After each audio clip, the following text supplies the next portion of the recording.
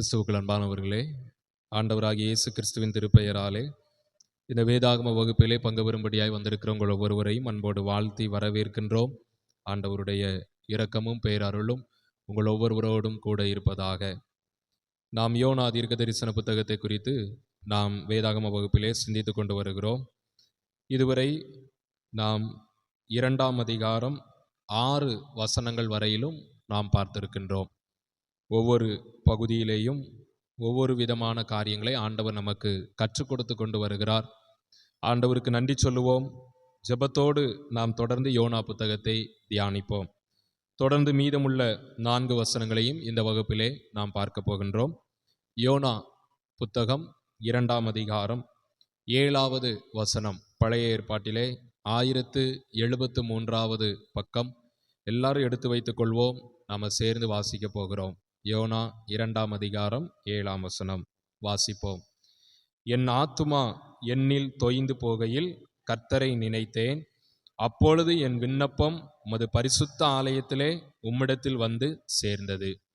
YONO தன்னுடைய ஒரு கஷ்டமான சூழ்நிலையில மீனின் வயிற்றில் இருந்து கொண்டு அவர் ஜெபிக்கின்ற ஜெபத்தை இந்த அதிகாரத்தில் பார்க்கின்றோம். முதல் 6 வசனங்களிலும் யோனா தன்னுடைய நிலைமையை கடவுளுக்கு தெரியப்படுத்துவதை, தன்னுடைய நிலைமையை குறித்து ஒப்புமைப்படுத்தி ஆண்டவருடைய சமூகத்தில் விண்ணப்பம் பண்ணுவதை முதல் 6 வசனங்களில் பார்த்தோம்.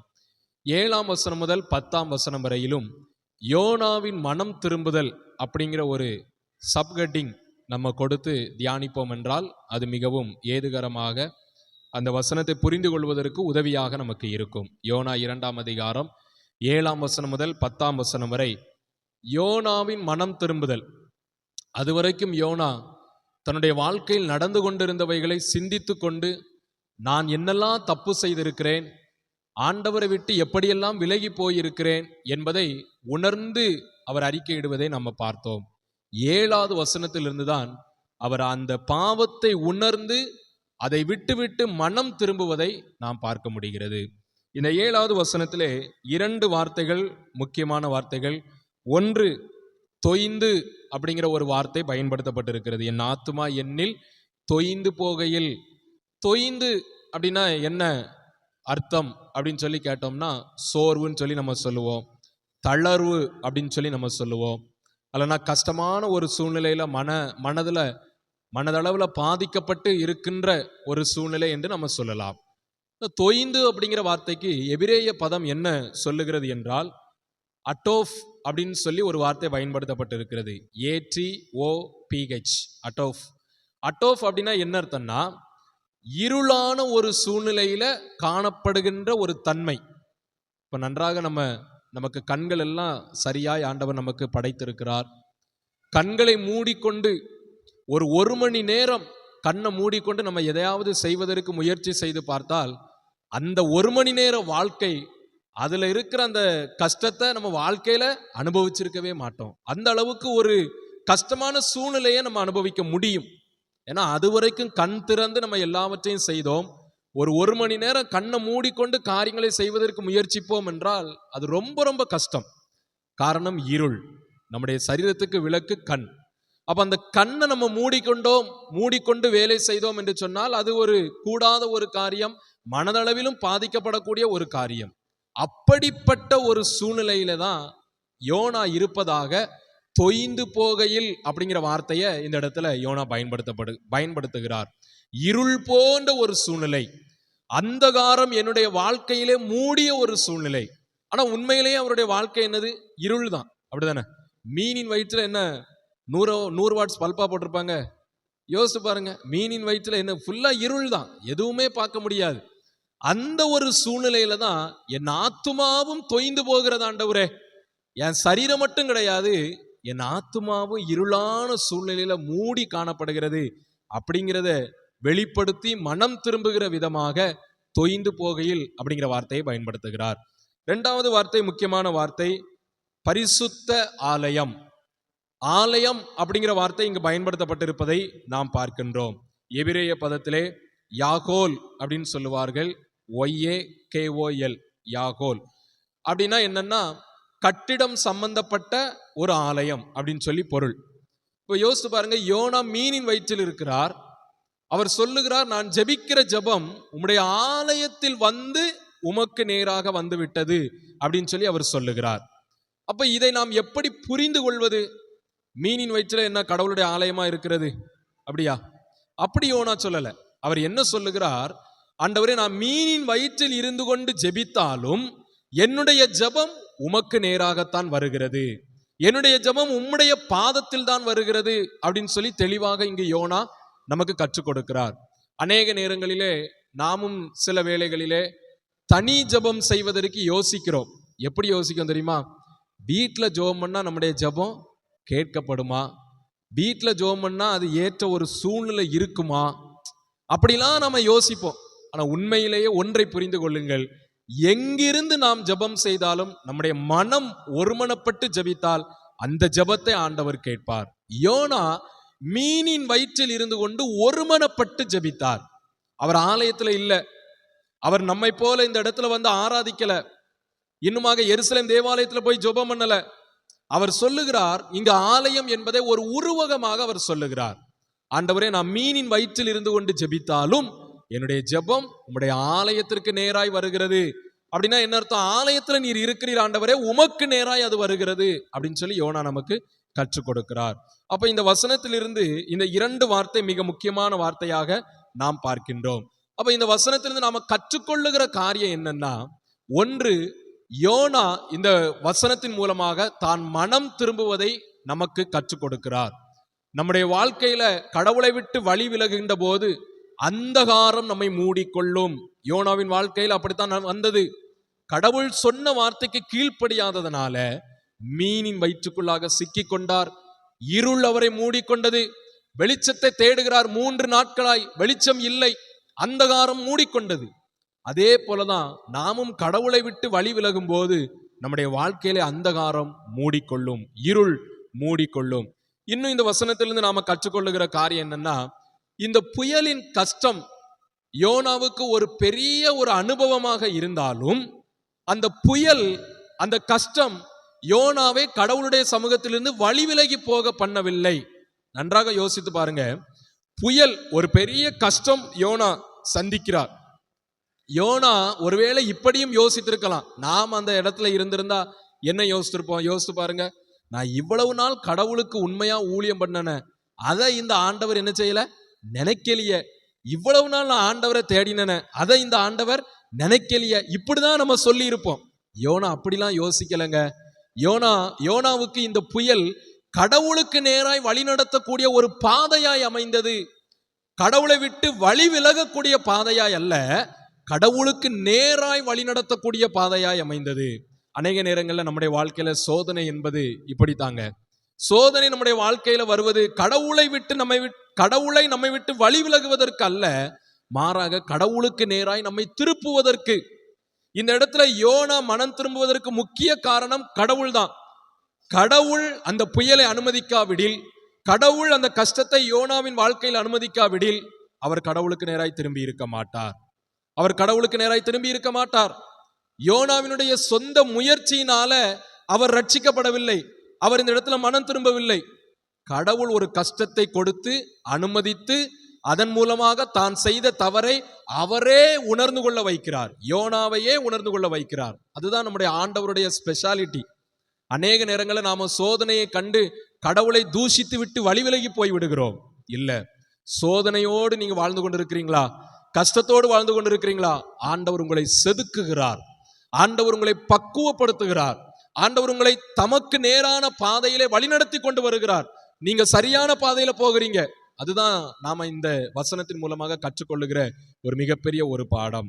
ஆகவே இந்த 7வது வசனத்திலே ஆண்டவர் நமக்கு கற்றுக் கொடுக்கிற காரியம், சோதனை என்பது கடவுளுக்கு நேராய் நம்மை வழிநடத்தக்கூடிய ஒரு காரியமாய் இருக்கிறது. மாத்திரமல்ல, நாம எங்கிருந்து ஒருமனப்பட்டு ஜெபித்தாலும் அந்த ஜெபம் கடவுளுடைய சன்னிதானத்துல போய் எட்டுகிறது என்பதை நாம் 7வது வசனத்திலே கற்றுக்கொள்ளுகிறோம். 8வது வசனத்தை நாம் வாசிக்கலாம். யோனா 2ஆம் அதிகாரம் 8வது வசனம். பொய்யான மாயையை பற்றி கொள்ளுகிறவர்கள் தங்களுக்கு வரும் கிருபையை போக்கடிக்கிறார்கள். இந்த ஒரு வசனம் மட்டும் சற்று வித்தியாசமா இருப்பதை நீங்க பார்க்க முடியும். பாருங்க, மற்ற வசனங்கள் எல்லாம் 2ஆம் அதிகாரம் 1வது வசனத்திலிருந்து 10ஆம் வசனம் வரைக்கும், 8வது வசனம் தவிர மற்ற வசனங்கள் எல்லாம் யோனா தன்னுடைய நிலையை கடவுளுக்கு விண்ணப்பமாக ஏறெடுப்பதை பார்க்க முடிகிறது. ஆனா இந்த வசனம் மட்டும் மற்றவர்களை பார்த்து யோனா சொல்லுகிற ஒரு வார்த்தையாக நாம் பார்க்க முடியும். பாருங்க, பொய்யான மாயையை பற்றி கொள்ளுகிறவர்கள் தங்களுக்கு வரும் கிருபையை போக்கடிக்கிறார்கள். இதன் மூலமாகத்தான் யோனா உண்மையிலேயே மனம் திரும்பினார் என்பதை நாம் தெளிவாக அறிந்து கொள்ள முடியும். இங்கு பயன்படுத்தப்பட்டிருக்கிற வார்த்தை மாயை. மாயை அப்படிங்கிற வார்த்தைக்கு எபிரேய பதம் என்ன பயன்படுத்தப்பட்டிருக்கிறது என்றால் ஹெபேல் அப்படின்னு சொல்லி பயன்படுத்தப்பட்டிருக்கிறது. HEBEL. ஹெபேல் அப்படின்னா ஐடல் அப்படின்னு சொல்லி பொருள், விக்கிரகம் அப்படின்னு சொல்லி பொருள். விக்கிரகத்தை பின்பற்றுகிறவர்கள் தங்களுக்கு வரும் கிருபையை போக்கடிக்கிறார்கள் அப்படின்னு சொல்லி இங்கு யோனா கற்றுக் கொடுக்கிறார். விக்கிரகம்னா நாம நினைக்கிறபடி மற்றவர்களை குறித்து இங்கு சொல்லவில்லை.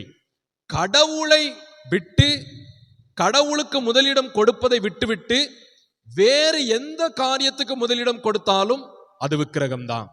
இங்கு யோனா அதைத்தான் செய்தார். கடவுளுடைய வார்த்தைக்கு கீழ்ப்படிவதை விட்டுவிட்டு நினிவேக்கு போய் பிரசங்கித்து மக்களை மனம் திரும்ப பண்ணுவதை விட்டுவிட்டு தர்ஷீசுக்கு போய் உல்லாசமாய் அவர் வாழ்வதற்கு போகிறார்.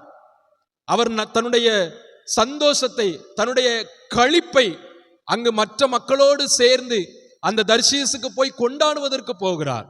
கடவுளை விட்டு அவர் முதலிடத்தை, கடவுளுக்கு கொடுக்கக்கூடிய முக்கியத்துவத்தை விட்டுவிட்டு அவர் ஒரு விக்கிரக ஆராதனைக்கு நேராய் கடந்து செல்வதை இந்த வசனத்தின் மூலமாக உணர்ந்து கொள்வதை யோனா நமக்கு கற்றுக் கொடுக்கிறார். இந்த மாயை அப்படின்னா ஐடல், விக்கிரகம் அப்படின்னு சொல்லி பொருள்.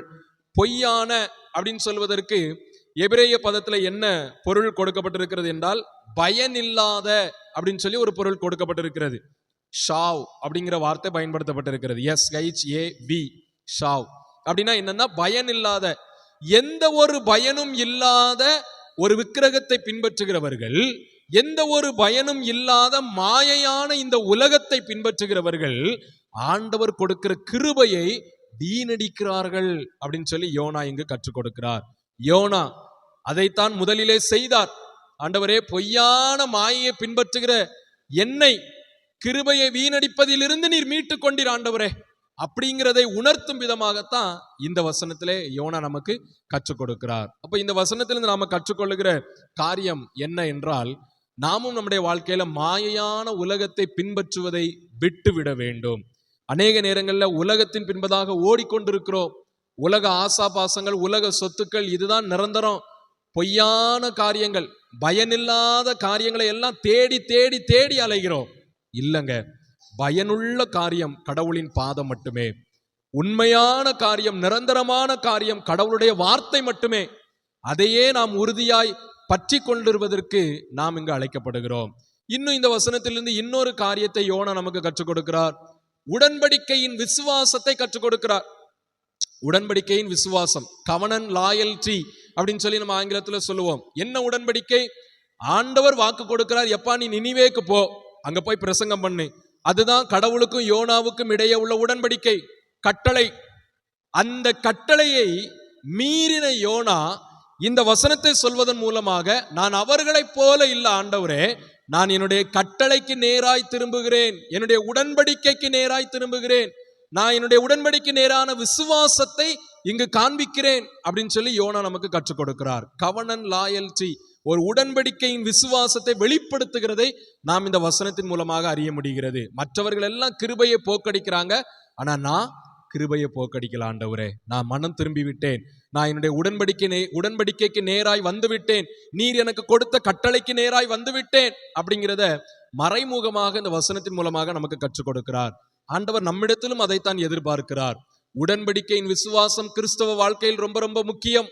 ரட்சிக்கப்பட்ட போது ஆண்டவரே நான் இதை பண்ண மாட்டேன், இனி இப்படியெல்லாம் வாழ மாட்டேன், இனி பரிசுத்தமா வாழுவேன் அப்படின்னு சொல்லி கடவுளோடு நாம பண்ணின உடன்படிக்கையை இன்றைக்கு வரைக்கும் காத்து கொண்டு வருகிறோமா? யோசித்து பார்ப்போம். ஆண்டவர் அதை எதிர்பார்க்கிறார். ஆண்டவர் நம்மிடத்துல எதிர்பார்க்கிற காரியமும் அதுதான். ஆண்டவருக்காக நாம் உண்மையாய் பரிசுத்தமாய் கடவுளுடைய சமூகத்திலே வேண்டிக் கொண்ட உடன்படிக்கையை நாம் மீறாமல் நடப்பதுதான் ஆண்டவர் நம்மிடத்தில் எதிர்பார்க்கிற காரியம். அதுதான் 8வது வசனம் நமக்கு கற்றுக் கொடுக்கிற ஒரு காரியம். 9வது வசனத்தை நாம் யாவரும் சேர்ந்து வாசிப்போம். யோனா 2ஆம் அதிகாரம் 9வது வசனம். நானோவெனில் துதியின் சத்தத்தோடே உமக்கு பலியிடுவேன், நான் பண்ணின பொருத்தனையை செலுத்துவேன், ரட்சிப்பு கர்த்தருடையது என்றான். இந்த வசனத்தை 2 பகுதிகளாக நாம் பிரிக்கலாம். முதல் பகுதி, நானோவெனில் துதியின் சத்தத்தோடே உமக்கு பலியிடுவேன், நான் பண்ணின பொருத்தனையை செலுத்துவேன். அங்க 8வது வசனத்துல அவர் அப்படி சொல்லிவிட்டு, ஆனா நான் ஆண்டவரே, நான் துதியின் சத்தத்தை உமக்கு நான் செலுத்துவேன், என் பொருத்தனையை நான் பலியிடுவேன் அப்படின்னு சொல்லி யோனா இங்கு சொல்லுகிறதை நாம் பார்க்கின்றோம். இது எதை குறிக்கிறது? 8வது வசனத்துல நான் சொன்னது போல உடன்படிக்கையின் விசுவாச அறிக்கையை குறிக்கிறது. உடன்படிக்கையின் விசுவாச அறிக்கை, நான் கடவுளுக்கு, யெகோவாகிய கடவுளுக்கு விசுவாசமாய் இருப்பேன் என்பதை இந்த 9வது வசனத்தின் முதல் பகுதி மூலமாக நாம கற்றுக்கொள்ள முடியும். எப்படி கற்றுக்கொள்ள முடியும்? பொதுவாக ஏன்ஷியன் காலகட்டத்தில், முந்தைய காலகட்டத்தில் ஒரு மனிதர் கடவுளுக்கு உண்மையாக விசுவாசமாக இருக்கிறார் என்பதை எதன் மூலமாக தெரியப்படுத்துவார்கள் என்றால், தங்களுடைய பலிகள் மூலமாக தெரியப்படுத்துவார்கள். சாக்ரிஃபைஸ், தியாக பலி, ஆடோ மாடோ இல்ல ஆண்டவருக்கு பிரியமான ஏதோ ஒரு பலியை செலுத்துவதன் மூலமாக நான் யெகோவாகிய கடவுளுக்கு விசுவாசம் உள்ளவன், நான் யெகோவாகிய கடவுளுக்கு கீழ்ப்படுகிறவன் அப்படிங்கிறத வெளிப்படுத்துவார்கள். இங்க அதைத்தான் யோனாவும் சொல்லுகிறார். ஆண்டவரே, நான் துதியின் சத்தத்தை உமக்கு செலுத்துவேன், பொருத்தனையை செலுத்துவேன். பொருத்தனை என்பது இந்த ஒரு சூழ்நிலையிலிருந்து தப்பிப்பதற்கு மட்டும் செலுத்தக்கூடிய பொருத்தனை கிடையாது. யோனா இங்கு மீனின் வயிற்றிலே மாட்டிக்கொண்டிருக்கிறார், அதிலிருந்து தப்பிப்பதற்கு மட்டும் பொருத்தனையை செலுத்துவேன் என்று யோனா சொல்லவில்லை. இங்கு பொருத்தனை என்பது வாழ்நாள் முழுவதும் என்பதை குறிக்கின்றது. வாழ்நாள் முழுவதும் நான் உமக்கு பொருத்தனை செய்ததின்படியே வாழ்வேன் ஆண்டவரே, நீர் என்னை அழைத்த அழைப்புக்கு ஏற்றபடியே நான் வாழ்வேன் ஆண்டவரே அப்படிங்கிறத யோனா இங்கு தன்னுடைய செயல்கள் மூலமாக அறிக்கை செய்வதை நம்ம பார்க்கிறோம். நான் உமக்கு துதி செலுத்துவேன், நான் உமக்கு பொருத்தனையை செலுத்துவேன் என்று சொல்லி இங்கு யோனா தன்னுடைய ஆண்டவருக்கு விசுவாசமாய் இருப்பதை அறிக்கையிடுவதை, விசுவாச அறிக்கையிடுவதை அவர் சொல்லுகிறார். இந்த வசனத்தின் 2வது பகுதியை பாருங்கள். ரட்சிப்பு கர்த்தருடையது என்றான். ரொம்ப முக்கியமான ஒன்று. ரட்சிப்பு அப்படிங்கிற வார்த்தைக்கு எபிரேய பதம் யெஷுவா அப்படிங்கிற வார்த்தை பயன்படுத்தப்பட்டிருக்கிறது. YESHUAH, Yeshua. யெஷுவா அப்படின்னா விடுதலை அப்படின்னு சொல்லி பொருள், டெலிவரன்ஸ் அப்படின்னு சொல்லி பொருள். அப்போ விடுதலையை தருகிற ஆண்டவர் யெகோவாகிய ஆண்டவர் மட்டும்தான். ஏன்னா ரட்சிப்பு என்கின்ற ஒரு அதிகாரத்தை படைத்தவர் ஆண்டவர் மட்டும்தான். ரட்சிப்பு கிடைப்பதற்காக நாம் பல மனிதர்களை தேடலாம், பல இடங்களுக்கு போகலாம், பல காரியங்களை செய்யலாம். ஆனா எதுவும் நம்முடைய வாழ்க்கையில ரட்சிப்பை தராது. ரட்சிப்பு என்பது கடவுள் மட்டும்தான் தர முடியும் என்பதை யோனா இங்கு விண்ணப்பத்தின் மூலமாக அறிக்கையிடுவதை பார்க்க முடியும். இப்போ இதிலிருந்து என்ன தெரிகிறது? கடவுளின் சித்தத்திற்கு தன்னை ஒப்பு கொடுத்து ஜெபிக்கின்றதை யோனா இங்கு வெளிப்படுத்துகிறார். ஆண்டவரே, நான் தவறு செய்தேன், நான் என்னுடைய வாழ்க்கையை சுற்றி இருள் மூடிக்கொண்டது, அலைகள் இருக்கிறது, வெள்ளங்கள் இருக்கிறது, எல்லாம் இருக்கிறது. இவைகள் எல்லாம் இருந்த போதிலும் இதிலிருந்து என்னை விடுவிப்பது உம்முடைய கரத்தில் தான் இருக்கிறது, என் கரத்துல இல்ல. நான் இப்படி ஜெபிப்பதனால நீர் என்னை விடுவிப்பீரோ? இல்லை, விடுவிப்பது என்பது உம்முடைய கரத்தில் உள்ளது. நீர் நினைக்கிற மனிதனை நீர் விடுவிக்கிறீர், உமக்கு சித்தமான மனிதனுக்கு நீர் ரட்சிப்பு கொடுக்கிறீர் அப்படிங்கிறத யோனா இந்த வசனத்தின் மூலமாக தெளிவாக அவர் ஜெபத்திலே அறிக்கையிடுகிறார். அப்போ இதிலிருந்து நாம கற்றுக்கொள்ளுகிற காரியம், நாம ஜெபிக்கிற ஜெபம் கடவுளின் சித்தத்திற்கு ஒப்பு கொடுத்து ஜெபிக்கக்கூடிய ஒரு ஜெபமாய் இருக்க வேண்டும்.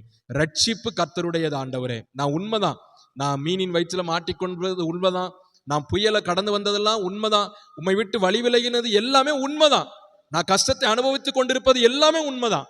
இந்த கஷ்டத்திலிருந்து விடுதலை தருவது உம்முடைய கரத்தில் தான் இருக்கிறது, என் கரத்துல இல்ல ஆண்டவரே அப்படின்னு சொல்லி தெளிவாக தன்னை முழுமையாக அர்ப்பணித்த யோனாவாக அவர் மனம் திரும்பினார்.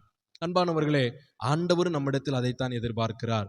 நம்மை முழுவதுமாக ஆண்டவருடைய சமூகத்தில் ஒப்பு கொடுக்க வேண்டும். ஆண்டவரே, நான் அல்ல, என்னுடைய செயல்கள் அல்ல, என் சொந்த முயற்சி கிடையாது, என்னுடைய சொந்த பலன் கிடையாது, இவ்வளவு தூரம் நீர் என்னை நடத்தி கொண்டு வந்ததற்கு உம்முடைய கிருபை மட்டும்தான். அதே போல என்னை நீ ரட்சிப்பதும் உம்முடைய கிருபை மட்டும்தான். நான் செய்த நன்மையான காரியத்தினால நான் ரட்சிக்கப்படல ஆண்டவரே அப்படின்னு சொல்லி நம்மை முழுவதுமாக அர்ப்பணிக்கக்கூடிய ஒரு ஜெபமாய் நம்முடைய ஜெப வாழ்க்கை இருக்க வேண்டும். கடவுளின் சித்தத்திற்கு முழுமையாய் ஒப்பு கொடுத்து யோனா இங்கு ஜெபித்ததை நாம் பார்க்கின்றோம். இந்த 9 வசனங்கள் வரையிலும் யோனாவின் ஜெபம் நிறைவு செய்யப்படுகிறது.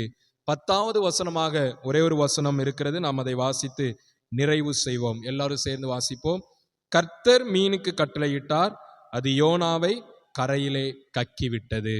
கடைசியாக யோனாவினுடைய மனம் திரும்புதலை பார்த்த ஆண்டவர் ரட்சிப்பை கொடுக்கிறார், பாதுகாப்பை கொடுக்கிறார், விடுதலையை கொடுக்கிறார். மீனுக்கு கட்டளையிடுகிறார், நீ போ, கரையில போய் கக்கு, வாந்தி பண்ணு அப்படின்னு சொல்லி மீனுக்கு கட்டளையிடுகிறார். மீன் போய் கக்கி விட்டது. தான் எதை விழுங்கினதோ அதை எப்படியே வாந்தி பண்ணியது அப்படின்னு சொல்லி இங்கு வேதாகமத்திலே நம்ம வாசிக்கின்றோம். அப்ப இந்த வசனம் 10வது வசனத்திலிருந்து நாம கற்றுக்கொள்ளுகிற காரியம் என்னன்னா, கடவுளின் இறையாண்மை, காட் சாவரின்டி அப்படின்னு சொல்லி ஆங்கிலத்திலே நம்ம சொல்லுவோம். கடவுளின் இறையாண்மை அப்படின்னா என்ன அர்த்தம்னா,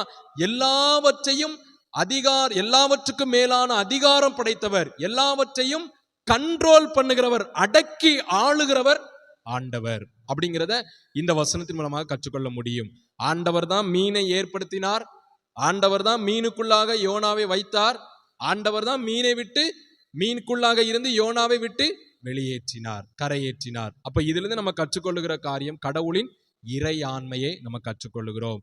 2 அதிகாரங்களை முழுமையாய் நாம் நிறைவு செய்திருக்கிறோம். இந்த 2 அதிகாரங்களிலும் நாம கற்றுக்கொள்ளுகிற காரியம் 2 காரியம். என்னது அப்படின்னா, கடவுள் நம்முடைய ஆண்டவர் நாம செய்த தவறுக்கு ஏற்றபடி நம்மை வழி நடத்துகிறவர் கிடையாது. திரும்பவும் சொல்லுகிறேன், ஆண்டவர் நாம செய்கிற தவறுக்கு ஏற்றபடி நம்மை வழி நடத்துகிறவர் அல்ல. யோனா செய்த தவறுக்கு என்ன தண்டனை தெரியுமா? என்ன தண்டனை? யோனா செய்த தவறுக்கு என்ன தண்டனை? கடவுளின் கட்டளையை மீறி விட்டார், அதற்கு என்ன தண்டனை சொல்லுங்க? யோனா செய்த தவறுக்கு என்ன தண்டனை? ஏற்கனவே நான் சொல்லியிருக்கிறேன், மரணம். சரியா? யோனா சாக வேண்டும், அதுதான் தண்டனை. லேவியராகமத்தின் புத்தகம் 26ஆம் அதிகாரம் 39வது வசனத்தை நான் உங்களுக்காய் வாசிக்கிறேன். லேவியராகமம் 26ஆம் அதிகாரம் 39வது வசனம். உங்களில் தப்பினவர்கள் தங்கள் அக்கிரமங்களின் நிமித்தமும் தங்கள் பிதாக்களின் அக்கிரமங்களின் நிமித்தமும் உங்கள் சத்துருக்களின் தேசங்களில் வாடி போவார்கள். உங்களில் தப்பினவர்கள் அப்படின்னா என்ன அர்த்தம்னா, கடவுளுடைய வார்த்தை விட்டு வழி விலகி தப்பி போனவர்கள். அவங்க எல்லாருமே பிற தேசத்துல போய் வாடி போவார்கள். அப்படின்னா என்னன்னா, அழிந்து போவார்கள், ஒன்றுமில்லாமல் போவார்கள். அப்ப யோனாவின் தண்டனைக்கு மரணம்தான் தீர்வு. ஆனா ஆண்டவர் யோனாவின் பாவத்திற்கு ஏற்றபடி யோனாவை என்ன செய்யல? வழி நடத்தல. அப்படி வழி நடத்திருந்தா யோனா செத்திருக்க வேண்டும், யோனா கடலிலே மூழ்கி மரித்திருக்க வேண்டும். யோனா மரிக்கவில்லை, மாறாக கடவுள் இரக்கம் செய்து தன்னுடைய இரக்கத்தை காண்பித்து யோனாவை மன்னித்து திரும்பவும் ஆண்டவர் அவரை ஏற்றுக்கொள்ளுகிறார். இதுதான் ஆண்டவருடைய ஒரு கருணை உள்ள இதயம், இரக்கம், கடவுளின் இரக்கம். இதுதான் இந்த 1 மற்றும் 2ஆம் அதிகாரத்தில் நம்ம கற்றுக்கொள்ளுகிற காரியம். நாம செய்கிற தவறுக்கு ஏற்றபடி கடவுள் நம்மை நடத்தி இருந்தால் இன்றைக்கு நீங்களும் நானும் இந்த இடத்துல இருக்கவே முடியாது. ஏன்னா அவ்வளவு தவறுகள் நம்ம செய்திருக்கிறோம், அவ்வளவு பாவங்கள் நம்ம செய்திருக்கிறோம். எல்லாவற்றையும் மன்னித்து நம் மீது இரக்கம் காட்டி இந்த இடத்துல நம்மை உட்கார பண்ணி இருக்கிறார் என்றால் அது கடவுளின் இரக்கத்தை காண்பிக்கிறது, கம்பேஷன் ஆஃப் காட். 2வது, நான் ஏற்கனவே சொன்னது போல கடவுளின் இறையாண்மையை இந்த 2 அதிகாரங்களை நம்ம கற்றுக்கொள்ளுகிறோம். கடவுள் என்பவர் நம்மை ஒவ்வொரு நொடியும் ஒவ்வொரு கணமும் கண்காணித்து கொண்டே வருகிறார். நம்ம என்ன செய்கிறோம், எங்கு போகிறோம், எதை செய்கிறோம், என்ன சிந்தையோடு செய்கிறோம், எல்லாவற்றையும் பார்த்து கொண்டு வருகிறார். யோனா நினைத்தார், நான் தப்பித்து போனா யார் என்ன பார்க்க முடியும் அப்படின்னு சொல்லி யோனா நினைத்தார். ஆனா கடவுளுடைய கண்ணை விட்டு யோனாவால மறைந்து போக முடியவில்லை. ஆண்டவர் யோனாவை பார்த்து சரியான அடி கொடுத்து அவரை திரும்பவும் தன் பக்கமாய் இழுத்து கொண்டார். ஆகவே இங்கு கடவுளின் இறையாண்மையை நாம் பார்க்க முடியும். ஆகவே இந்த காரியங்களை மனதிலே வைத்து நாமும் நம்முடைய வாழ்க்கையில கடவுளை விட்டு வழி விலகாமல், ஆண்டவர் இரக்கமுள்ளவர் என்பதை உணர்ந்து, கடவுள் நம்மை அதிகாரத்தோடும் நம்மை அடக்கி ஆளுகிறவர் என்பதை உணர்ந்து ஆண்டவருடைய சமூகத்தில் அர்ப்பணிப்போம். நிச்சயமாக ஆண்டவர் நம்மை ஆசீர்வாதத்திற்கு ஏற்ற வழியிலே நம்மை வழி நடத்தி நம்மை ஆசீர்வதிப்பாராக. ஆமென்.